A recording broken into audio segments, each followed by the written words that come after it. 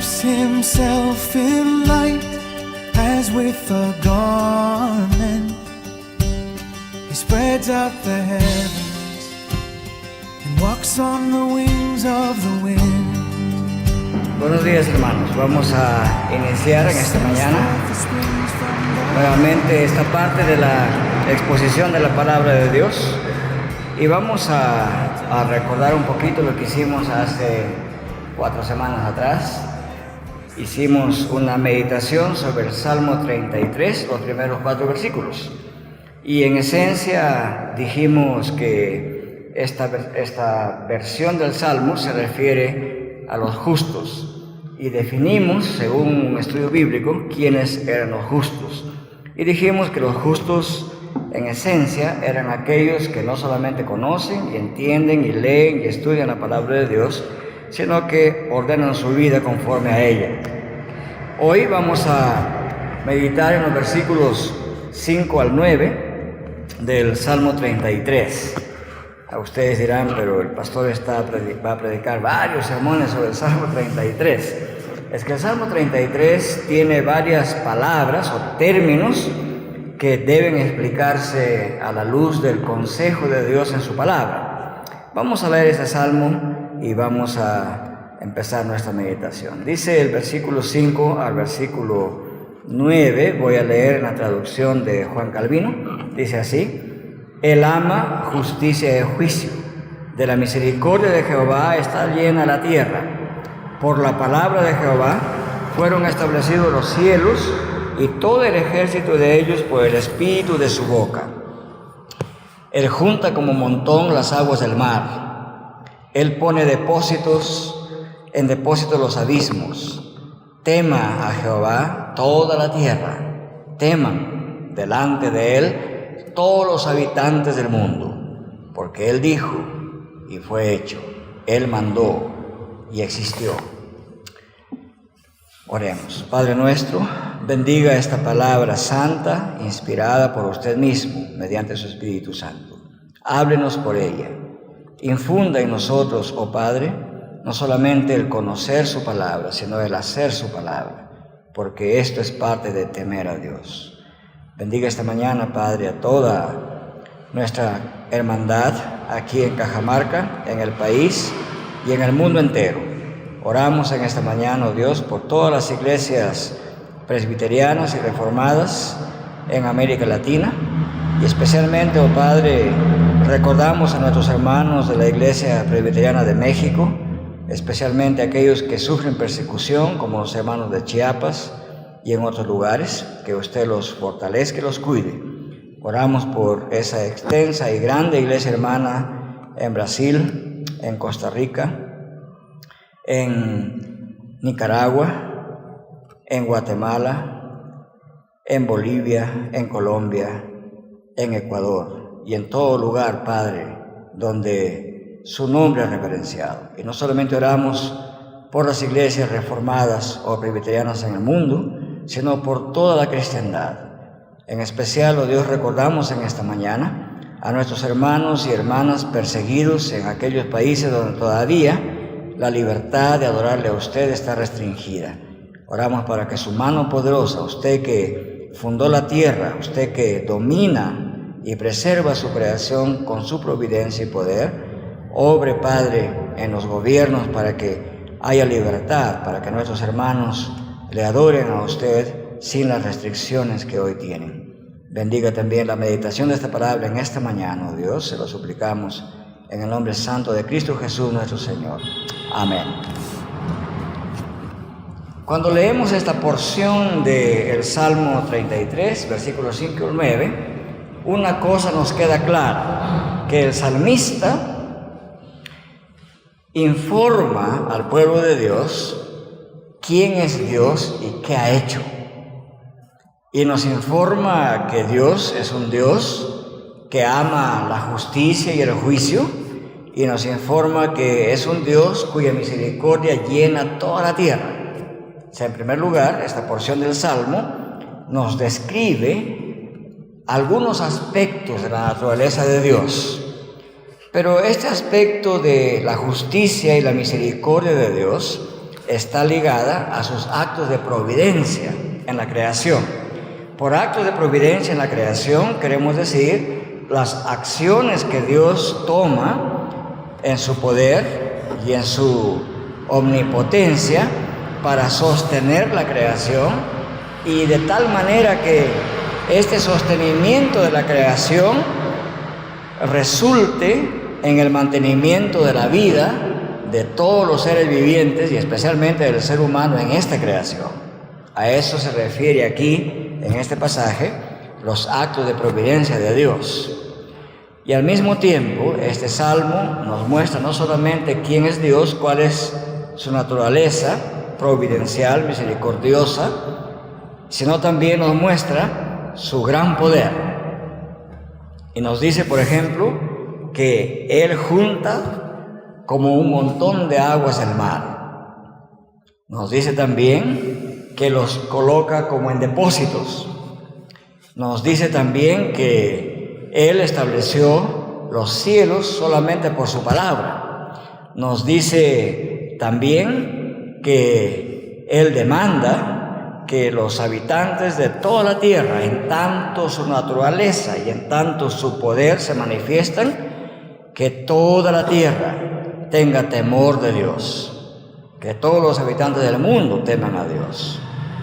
Entonces, pareciera, y yo creo que es así, que cuando el salmista describe estos dos grandes aspectos de la naturaleza de Dios, es decir, su bondad y misericordia por un lado, un Dios que tiene amor por el juicio y la justicia, y un Dios que tiene inmenso poder al sostener esta creación, el salmista usa estas dos características inmensas de Dios como un incentivo para que su pueblo tenga temor de ese Dios.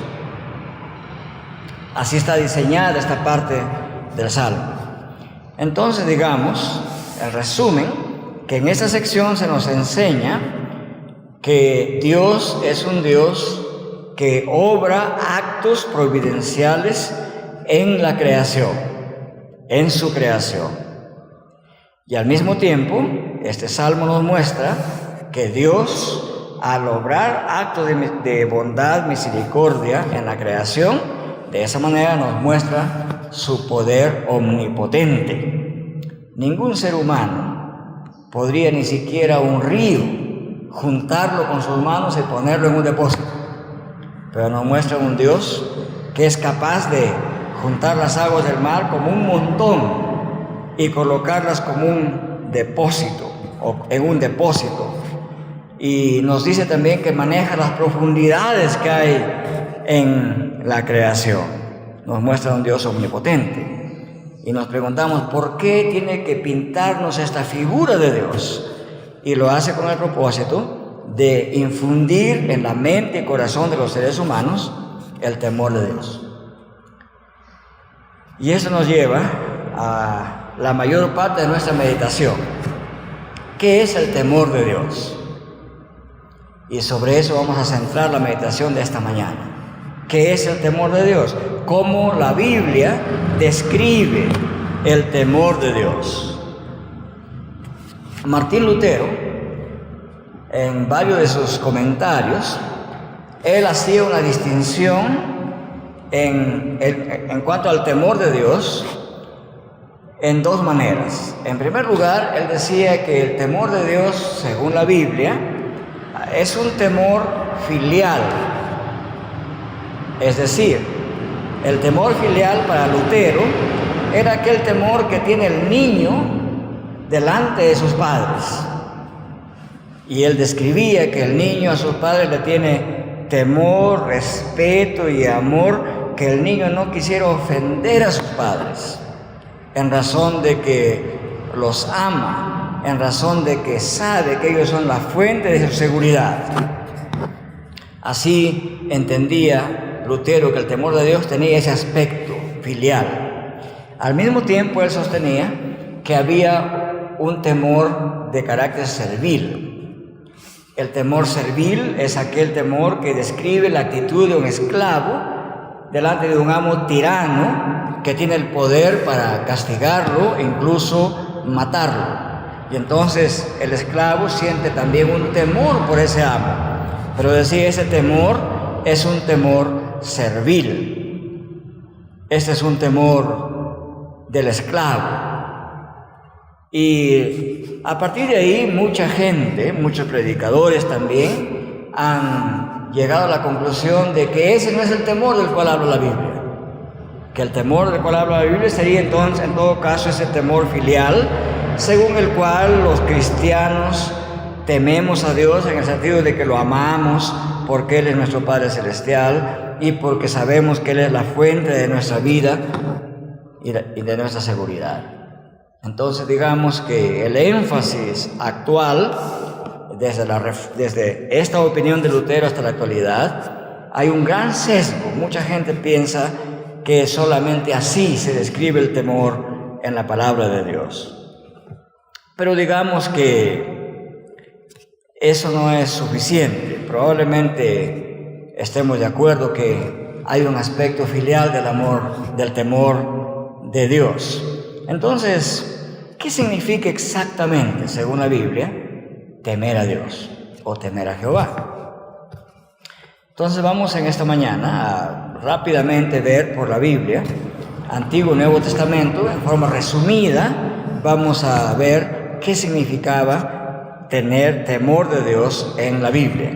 Y la Biblia describe ese temor de Dios en 6, digamos, grandes partes o 6 grandes aspectos de ese temor de Dios. El primero es el siguiente. La Biblia define o describe el temor de Dios como una reacción de miedo frente a un fenómeno o evento amenazante. La palabra temor en la Biblia tiene este primer significado, es decir, una reacción de miedo frente a un fenómeno o evento amenazante. Ese es el temor que describe la reacción del pueblo de Dios cuando vio que Dios descendió al monte Sinaí con fuego y relámpagos y temblores. El pueblo sintió temor, dice la palabra de Dios. No quería acercarse al monte de Sión. O sea, esta palabra temor describe ciertamente una reacción de terror, de miedo frente a un fenómeno, digamos, inmenso. Ese mismo temor se describe con esta palabra. La palabra hebrea es yorei. Esa es la palabra hebrea. Ese mismo temor se describe, por ejemplo, de aquellos que tuvieron miedo. O sea, parte del ejército del pueblo de Dios llegó a Mizpa y cuando vieron al ejército filisteo se llenaron de miedo. La Biblia dice temor y usa la misma palabra aquí. Entonces, esta palabra yirá en hebreo describe esa actitud de miedo a ser aniquilados por este ejército filisteo. Voy a leer esos 2 pasajes. Dice Deuteronomio 5:5: Yo estaba entonces entre Jehová y vosotros para declararos la palabra de Jehová, porque vosotros tuvisteis temor. Ahí se usa la palabra yirá, temor del fuego, y no subisteis al monte. Entonces, en primer lugar, la palabra temor aquí no describe amor por algo, describe una reacción de miedo a un fenómeno extraño, amenazante. Y luego dice el pasaje de 1 Samuel 7:6 hacia adelante: se reunieron en Mizpa y sacaron agua y la derramaron delante de Jehová. Y ayunaron aquel día y dijeron allí: contra Jehová hemos pecado. Y juzgó Samuel a los hijos de Israel en Mizpa. Cuando oyeron los filisteos que los hijos de Israel estaban reunidos en Mizpa, subieron los príncipes de los filisteos contra Israel. Y al oír esto, los hijos de Israel tuvieron temor de los filisteos. No podríamos decir que ese temor significa que el pueblo de Dios sintió amor por el ejército filisteo. Definitivamente el primer sentido de la palabra temor es una reacción de miedo ante un fenómeno amenazante. Igualmente en el Nuevo Testamento, en Mateo 28:2, dice, y hubo un gran terremoto, ese se refiere a la resurrección de Jesús. Hubo un gran terremoto porque un ángel del Señor, descendiendo del cielo y llegando, removió la piedra y se sentó sobre ella. Su aspecto era como un relámpago y su vestido blanco como la nieve. Y de miedo de él, los guardas temblaron y se quedaron como muertos. Esta palabra también describe temor. Tuvieron temor de ese fenómeno que ellos lo vieron como amenazante. Entonces, este es el primer sentido de la palabra temor en la Biblia. Describe la reacción de miedo de una persona frente a un fenómeno amenazante. Ese es el primer significado de la palabra temor o yirá. En segundo lugar, esta palabra temor en la Biblia describe aquel sentimiento de miedo que produce la anticipación que uno hace en su mente de un mal que le pueda venir o de un daño que se le pueda causar a uno o a su familia. Aunque no haya experimentado el fenómeno todavía, pero el hecho de pensar que a uno le podría ir mal en algo, uno siente temor, como que el cuerpo se estremece frente a eso. Por ejemplo, a veces uno piensa como padre de familia, ¿y qué pasaría que cuando yo estoy lejos vengo y encuentro mi casa destruida, ha habido terremoto y toda mi familia muerto? ¿Qué miedo siente uno? Siente un temor frente a ese fenómeno. Entonces, un segundo significado de la palabra temor es el miedo que uno tiene anticipadamente a que ocurriera un fenómeno que nos cause daño o mal a nosotros. Este es el tipo de temor, por ejemplo, que experimentó Jacob cuando huyó en silencio de la casa de Labán. Este es el temor que tuvo David ante el rey Aquis. Voy a leer estos pasajes. En el caso de Jacob, Génesis 31:27. ¿Por qué te escondiste para huir y me engañaste y no me hiciste saber para que yo te despidiera con alegría y con cantares, con tamborín y arpa? Así increpa Labán a su yerno Jacob. Y Jacob respondió y dijo a Labán, porque tuve temor, pues pensé que quizás me quitarás por fuerza tus hijas. Le produjo temor a Jacob el decirle, suegro, me voy a ir. Y el suegro le dijo, muy bien, te vas, pero te vas solo. Tus hijos y tus esposas se quedan conmigo. Ese era el temor que sentía, una situación anticipada. Dije también que ese es el mismo temor que experimentaron, por ejemplo, en 1 Samuel 21:10. Es el temor que David experimentó frente al rey Aquis. Y levantándose David aquel día huyó de la presencia de Saúl y se fue a Aquis, rey de Gat.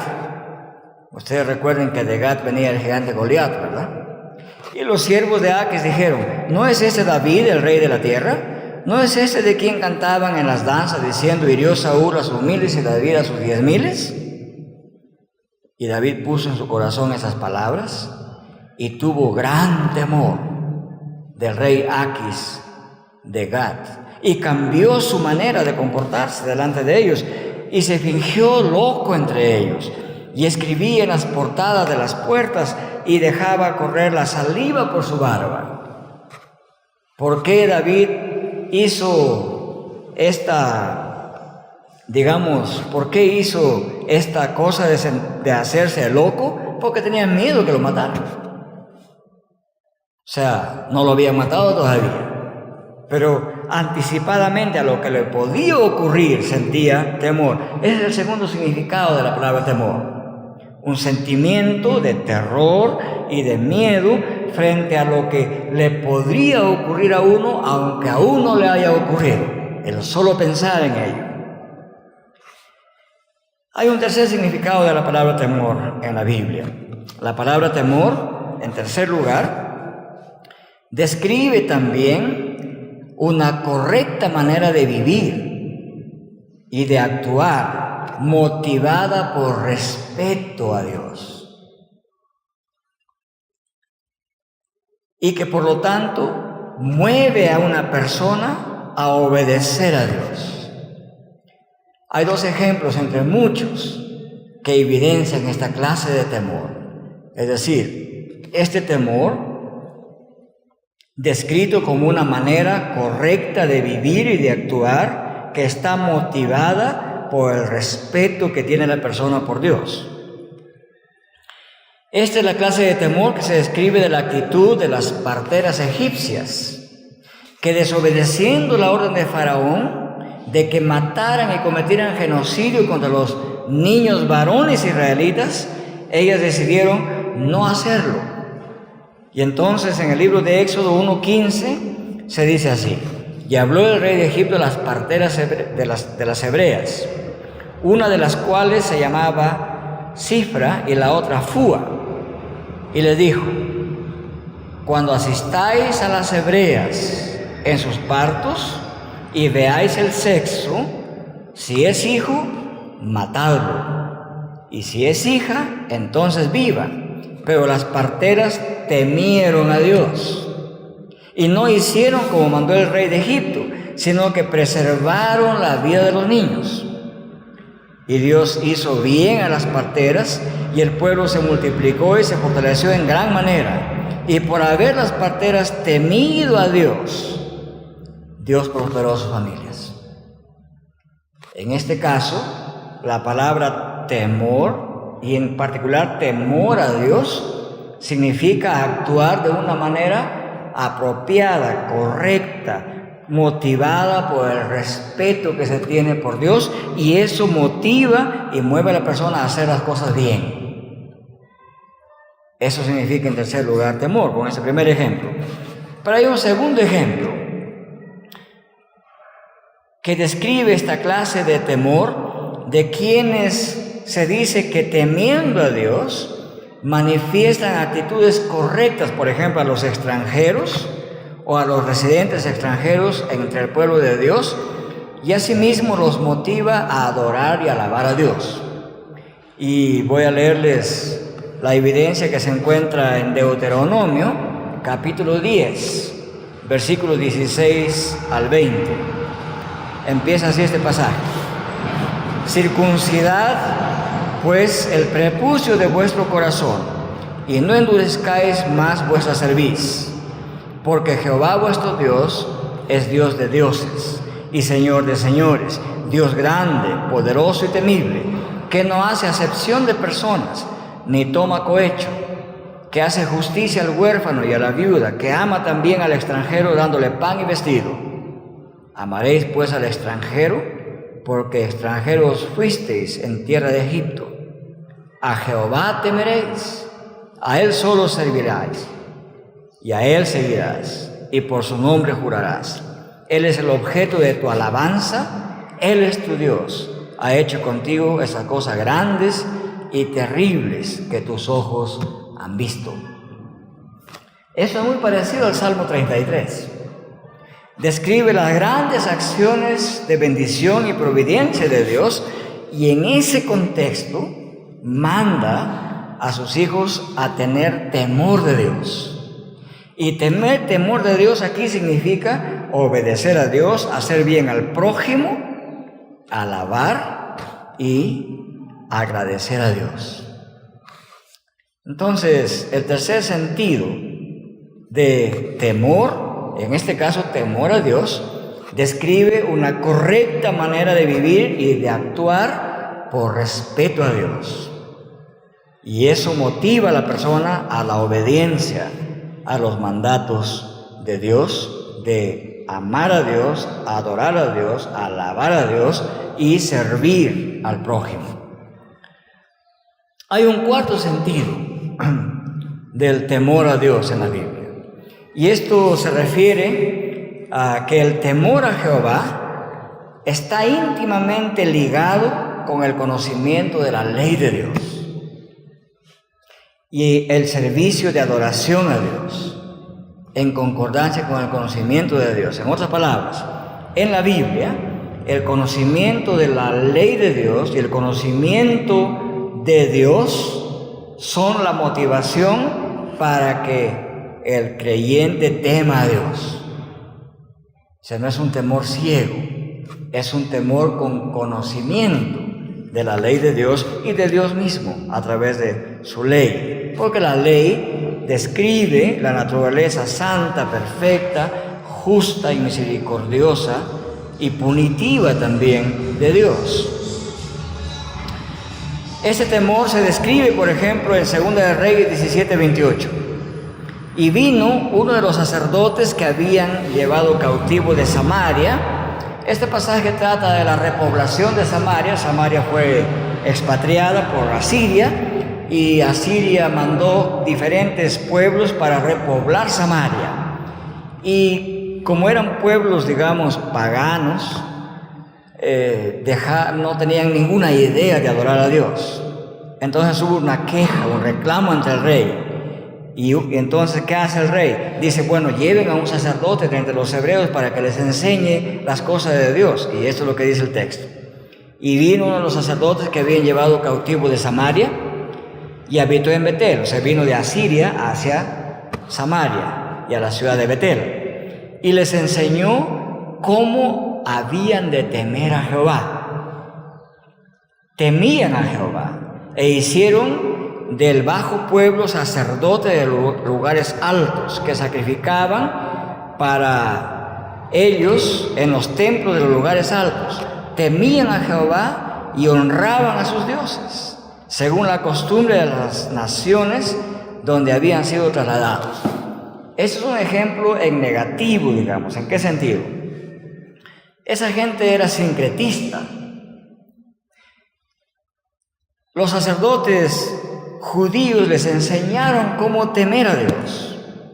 Obviamente les enseñaron la palabra de Dios, la adoración a Dios, y ellos adoraban a Jehová y al mismo tiempo adoraban a sus dioses. Pero aquí el hecho de adorar a Jehová se describe como temer a Jehová. Es la primera vez, de una manera tan clara en la Biblia, en que el temor de Jehová significa adorar a Jehová.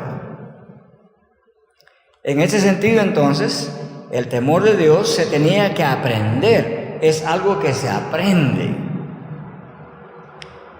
Dice que vino este sacerdote para enseñarles cómo habían de temer a Jehová. Entonces, el temor a Dios es también un aprendizaje.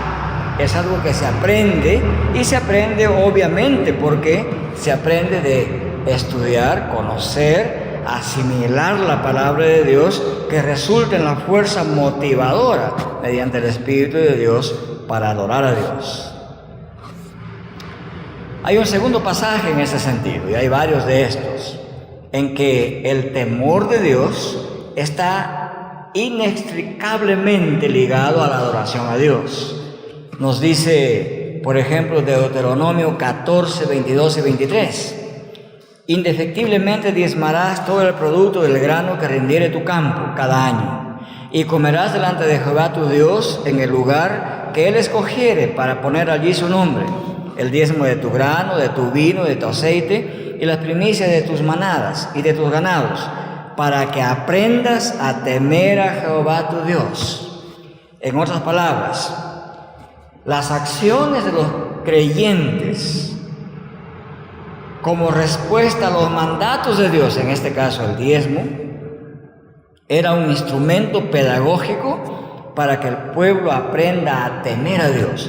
Pero aquí temer a Dios significa serle grato por las bendiciones que nos ha dado, significa venir a Él en adoración en respuesta a las bendiciones que nos ha dado.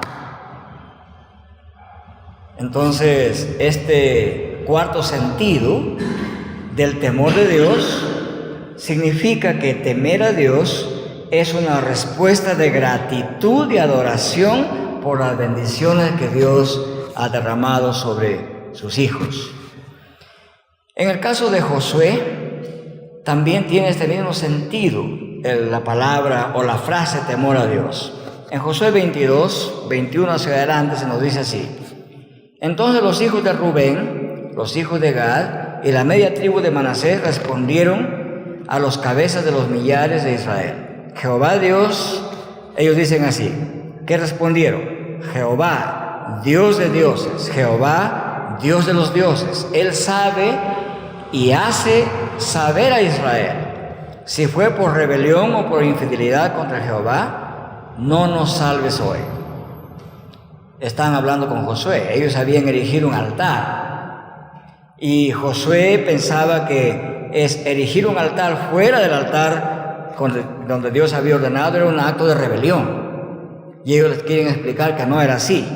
Y dice, si nos hemos edificado altar para apartarnos de Jehová, o para presentar holocaustos o ofrendas, o para hacer sobre él ofrenda de paz, el mismo Jehová nos los demande. Y ahora explican, lo hicimos más bien por temor que mañana vuestros hijos digan a nuestros hijos, ¿qué tenéis vosotros que ver con Jehová, el Dios de Israel? Jehová ha puesto por lindero el Jordán entre nosotros y vosotros, hijos de Rubén e hijos de Gad. No tenéis vosotros parte con Jehová, y así vuestros hijos harían que nuestros hijos dejaran de temer a Jehová. Esto significa que dejaran de adorar, de obedecer y de seguir a Jehová. Entonces, el cuarto sentido de la frase temor a Jehová significa adorar a Jehová, alabar a Jehová como una actitud de gratitud por las bendiciones que Dios da a sus hijos. Pero hay un quinto significado del término temor a Jehová. Este quinto significado describe el temor a Dios directamente como una actitud de amor y obediencia a Dios, evidenciada en una vida que se conforma a las enseñanzas de Dios, o como dicen los textos, a los caminos de Dios, tal como se ve en la oración de Salomón al dedicar el templo, por ejemplo. En 2 de Crónicas 6:30 se dice así.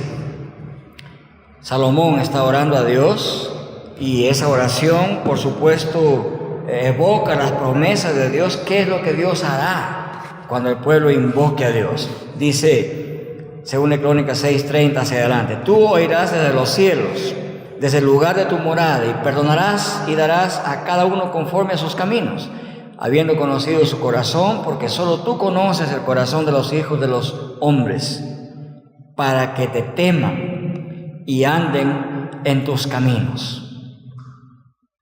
Y luego el versículo 33 también dice, para que todos los pueblos de la tierra conozcan tu nombre y te teman, así como tu pueblo Israel. Aquí entonces el temor está ligado al conocimiento de la palabra de Dios y al ordenamiento de la vida y la conducta conforme a la palabra de Dios.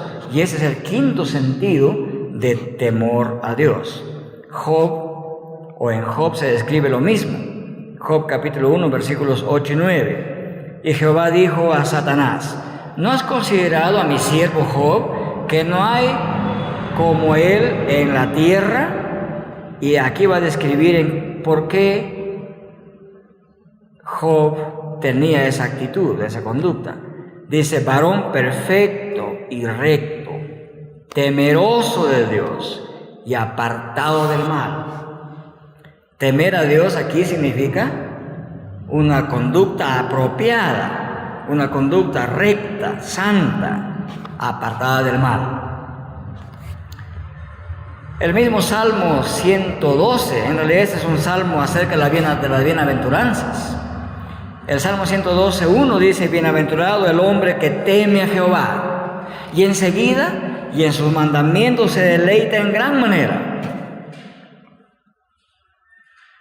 Entonces, el temor de Dios en estos pasajes significa ordenar la vida y la conducta conforme a los mandamientos de Dios y gozarse en ello. O sea, en ese sentido es lo que Lutero hablaba. No es un temor servil, es un temor en obediencia a Dios por lo que Dios hace como una respuesta de gratitud hacia un Padre bueno y providencial.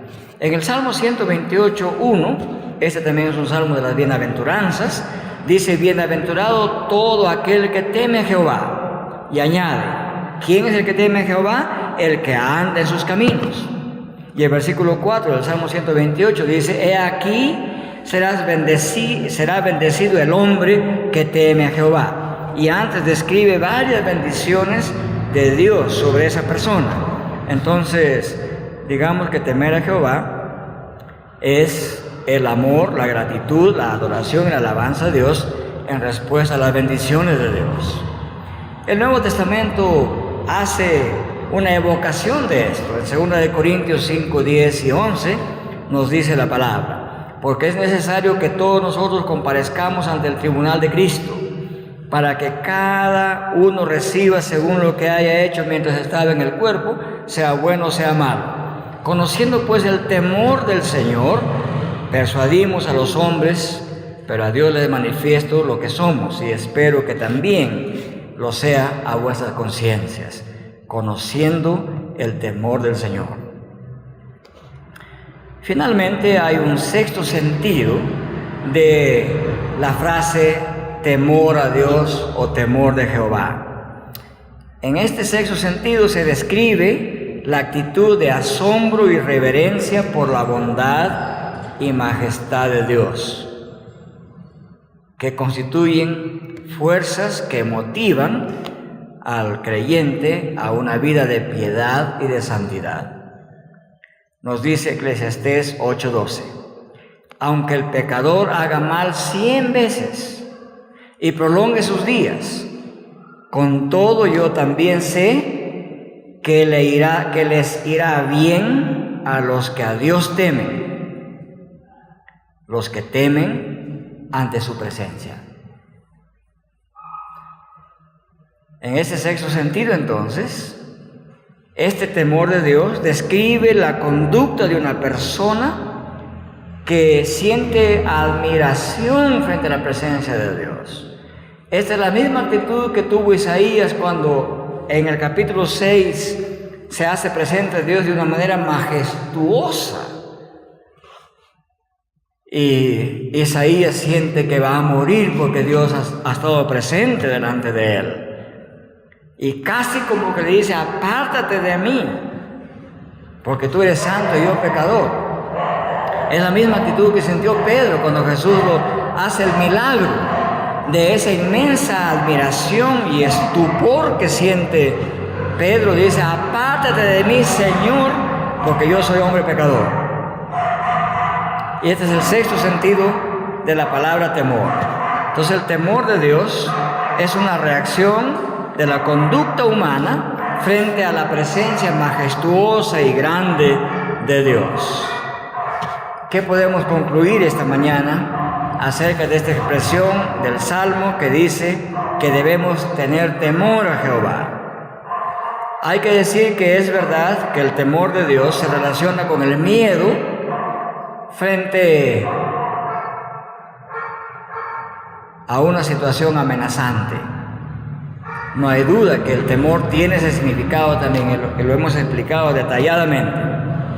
Pero al mismo tiempo también el temor a Dios en particular es una actitud de respeto, de admiración, de adoración, de gratitud a Dios, que es la fuerza motivadora para ordenar nuestra vida conforme a la voluntad de Dios expresada en su palabra.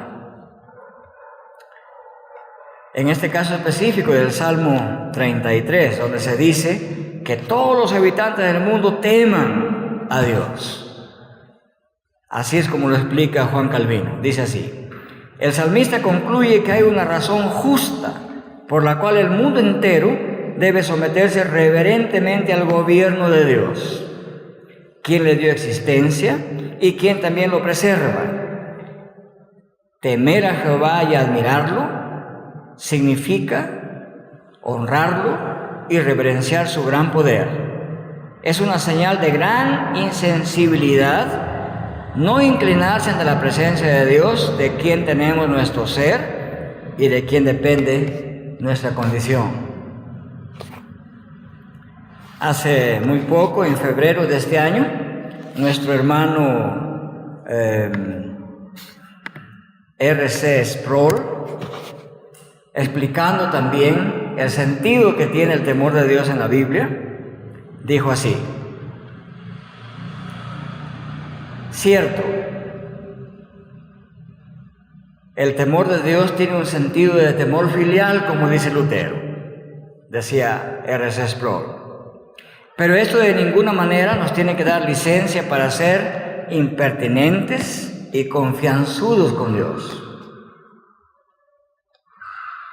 Porque, dice él, también nos dice la palabra en Hebreos 10:31, horrenda cosa es caer en manos del Dios vivo.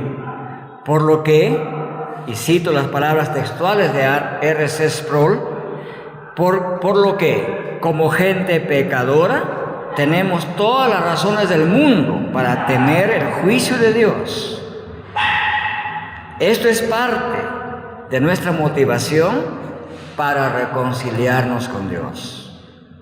Y por eso el Nuevo Testamento nos dice que Jesucristo es nuestra paz, que Él, por su muerte en la cruz, nos ha reconciliado con Dios, y por eso tenemos paz para con Dios. Entonces el temor a Dios es una fuerza motivadora que nos tiene que mover a buscar esa reconciliación con Dios.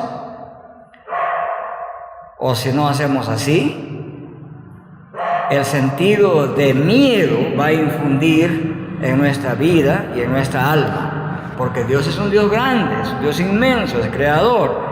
El Salmo presenta a Dios como un Dios que su palabra es creadora y sostenedora. Y la idea del Salmo es que toda la gente sepa que ese Dios que es capaz de crear y sostener la inmensidad de la creación es un Dios que también viene a la humanidad con juicio y justicia. Es como si nos dijera: más vale que conociendo quién es Dios, le rindamos honor, gratitud, obediencia, que le expresemos nuestro amor y gratitud, y ellos constituyen la fuerza motivadora para adorarle y alabarle. Que el Señor bendiga esta meditación en esta mañana. Amén. Oremos.